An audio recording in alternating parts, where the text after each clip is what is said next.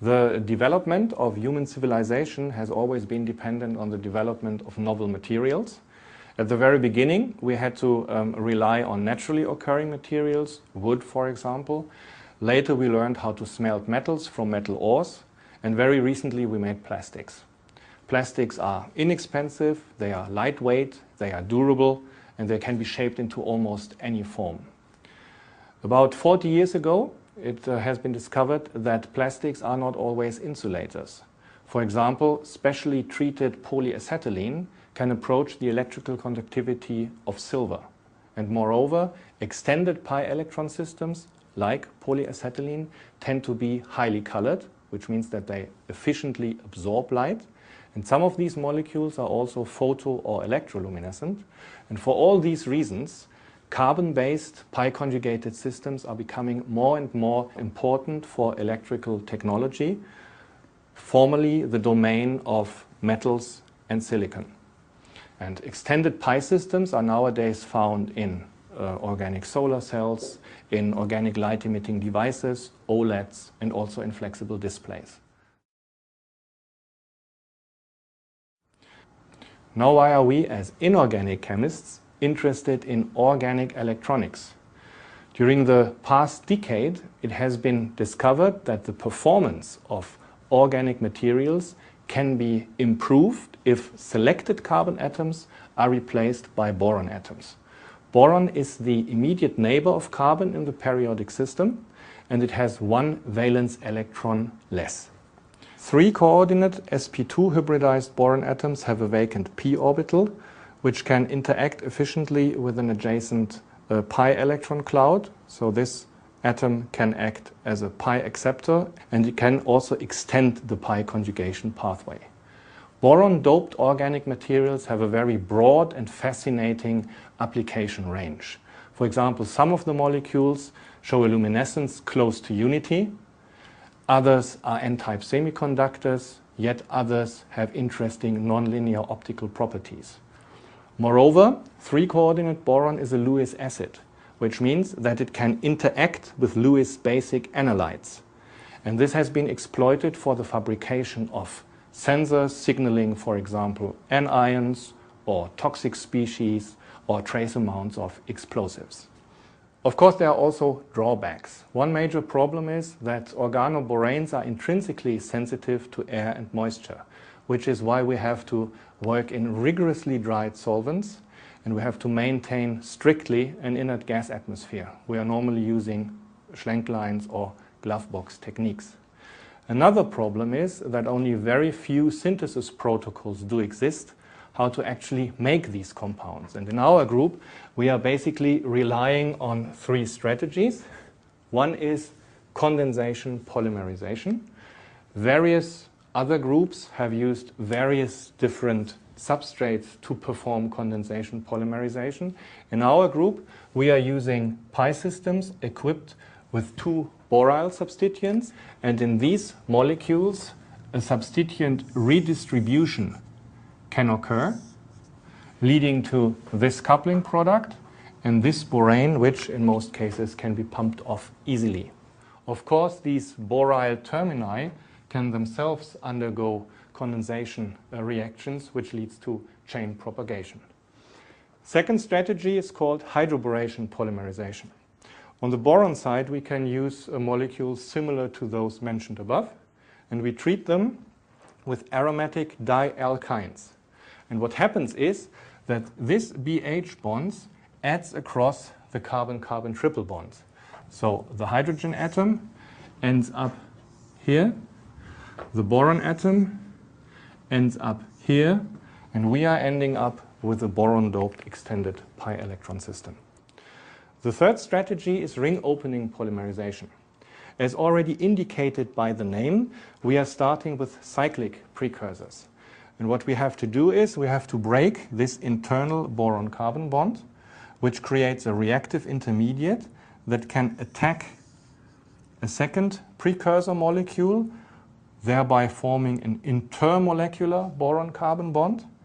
As a result of this attack, this boron-carbon bond is broken, again generating a reactive intermediate that can attack a third precursor, and so on and so forth. And at the end of the day, we obtain main chain boron-doped pi systems of this type. Our group has quite some experience with condensation polymerization reactions, but during the last 3 to 4 years, we have mainly focused on hydroboration polymerization. And it was during our attempts to optimize the borane reagents that we came across a molecule that has a high tendency towards ring opening polymerization, and we were quite intrigued with this because ring opening polymerization reactions are rather unique in the field of organoboron chemistry.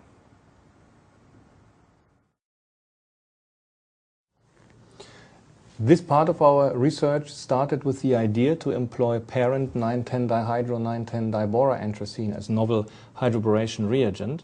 The molecule has several advantages to offer. For example, it is planar and rigid, which means that optimal pi overlap is guaranteed at all times.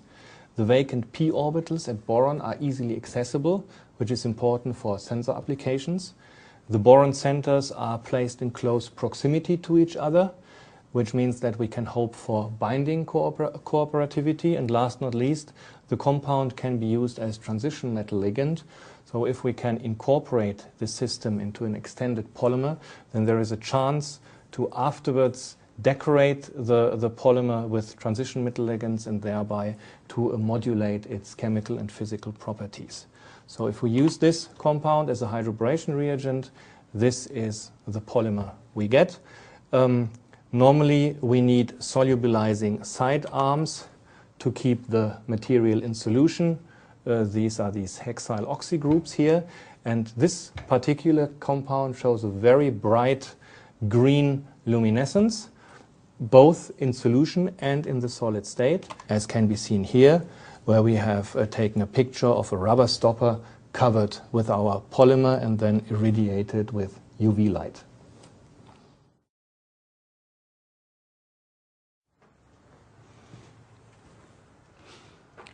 One general problem is that polymers are obviously more difficult to characterize than smaller molecules. For a full understanding of the physical and chemical properties of our polymer, we therefore need low molecular weight model systems. And the easiest way to prepare such a model system would be to transform the ditopic borane diboroanthracene into a monotopic derivative. So we take out one boron atom, we form one new carbon-carbon bond, and we arrive at 9H9 borafluorine as our new target molecule. So how can we make 9H9 borafluorine? The obvious idea would be to try it via the similar route as in the case of the diboroanthracene molecule. Diboroanthracene is accessible starting from the dibromo species via a bromine hydride exchange reaction with the help of triethylsilane. An X-ray crystal structure of the diboroanthracene revealed a polymeric structure in the solid state. Each repeat unit is linked to the neighboring repeat unit via BHB 2-electron 3-center bonds. This is a rather unique structural motif in polymer chemistry. Okay, starting from this experience, we treated the bromo derivative of 9-borafluorine with triethylsilane and expected to obtain dimers of this type that are related to the polymer in the case of the diboroanthracene molecule. On the left, we see a typical Schlenk line. We needed to exclude air and moisture during our experiments. Under a blanket of argon, we first take 2 equivalents of a colorless solution of triethylsilane.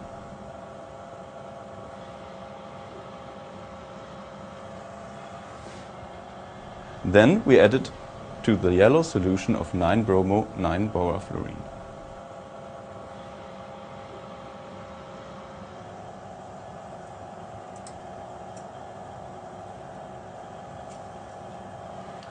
After approximately 10 minutes, the initially yellow-colored reaction solution turned colorless, and this indicates that the hydride transfer has taken place, and for us this is the point where we will take our first NMR sample.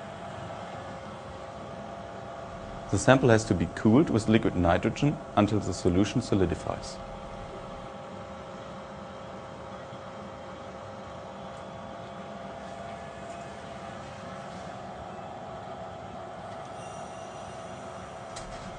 We can pull vacuum and flame seal the NMR tube. Now everything is airtight and no hydrolysis or oxidation can occur during the measurement. So the NMR spectrum of the sample obtained after 10 minutes reaction time was rather puzzling. We observe in the proton NMR a very complex pattern of signals that are certainly not compatible with the highly symmetric dimeric borafluorine structure that we had anticipated.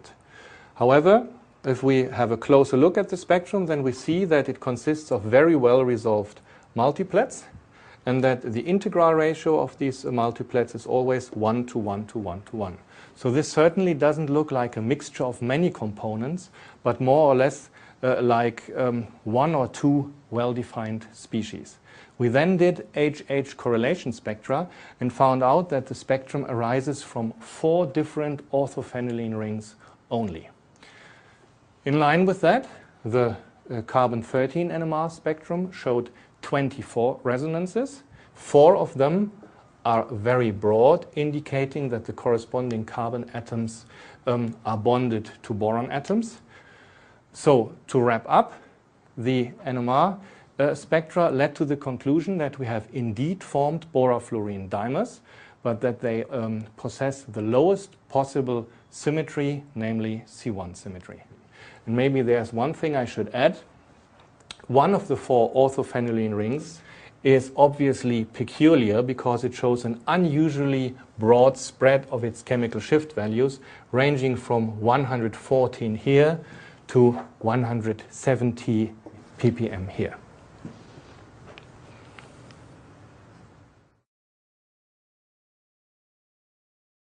The NMR spectra indicate that our structure proposal for borafluorine is not entirely correct, and we asked ourselves what is the correct structure instead. In order to learn more about the molecule, we treated freshly prepared samples of borafluorine, first with pyridine and then with tert-butyl acetylene. And in both cases, we obtained borafluorine derivatives, which means that the in situ generated species, whatever it is, behaves like borafluorine when it reacts with Lewis bases or unsaturated carbon systems. At this point, we had to ask our computational chemist, Professor Max Holthausen, for advice. He and his group computed a number of conceivable isomers of dimeric 9-borafluorine, and the thermodynamically most favorable one is shown here. The fragment on the right still contains a 6-membered ring, a 5-membered ring, a 6-membered ring, pretty much like borafluorine. However, the fragment on the left consists of 3 6-membered rings. Most importantly, one phenylene ring, namely this one, that is bridging the 2 boron atoms, is peculiar, which would fit nicely to the NMR spectroscopic results mentioned before. For this reason, the Holthausen group also computed the proton, the carbon-13 and the 11 boron NMR spectra of this isomer, and every single resonance showed a perfect fit. And this is true only for this isomer and for none of the others, which is why we are pretty confident that this is the correct structure of the species formed in solution after approximately 10 minutes time. As already discussed before, we can trap the pyridine adduct of borafluorine if a solution of the borafluorine dimer is quenched with pyridine immediately after the solution has been prepared. Pyridine addition to aged solutions of the borafluorine dimer result in this compound, as shown by X-ray crystal structure again. And what has obviously happened is that now a full ring opening has occurred, and we have trapped a species that contains only one borafluorine residue and one biphenylene moiety. Given this background, we generated borofluorine on a preparative scale and allowed the solution to stand in a sealed glass ampule. After approximately 4 weeks, pale yellow crystals had grown. Because of the air sensitivity of our compounds, the ampule was transferred into a glove box.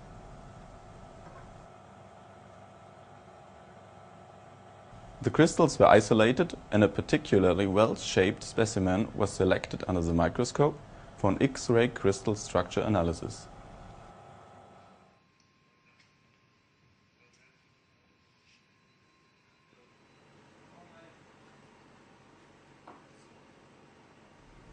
The crystal was mounted on the diffractometer head and placed into the focus of the X-ray beam.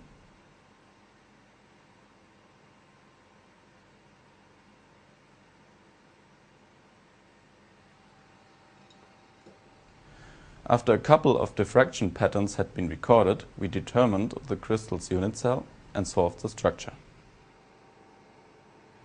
X-ray crystallography revealed that we have isolated a pentamer of 9-bora fluorine. We see the borafluorine tail and then 1, 2, 3, 4 ring-opened biphenyline units. The oligomer backbone is reinforced by intrastrand BHB 2-electron 3-center bonds. On the top, you see a simplified sketch of the molecular structure, the borafluorine tail, the 4 biphenyline units, and the reinforcing BHB bonds. With this last crystal structure, the picture is more or less complete. Immediately after hydride transfer, 9H9 borafluorine forms a C1 symmetric dimer. One of the 2 monomeric units has already ring opened, as indicated by this 6-membered structure here. And all we need to do to go from here to the structure observed by pyridine trapping of aged solutions is to turn this 6-membered ring about this CC bond. Then this borafluorine fragment is this borafluorine fragment.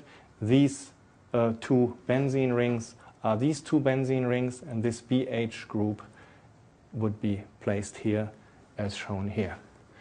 And then we have created a reactive BH2 functionality, which can subsequently attack another 9H9 borafluorine moiety, and with ring opening, again, the polymer chain or the oligomer chain starts to grow. The last question that remains to be answered is, why does the oligomerization process stop at the stage of a pentamer? We believe that this is simply due to solubility reasons. The pentamer is obviously highly crystalline, so the compound precipitates from the solution and then the chain can't grow any longer. And in the future, we are planning to introduce solubilizing side chains with the aim to arrive at longer polymer chain length.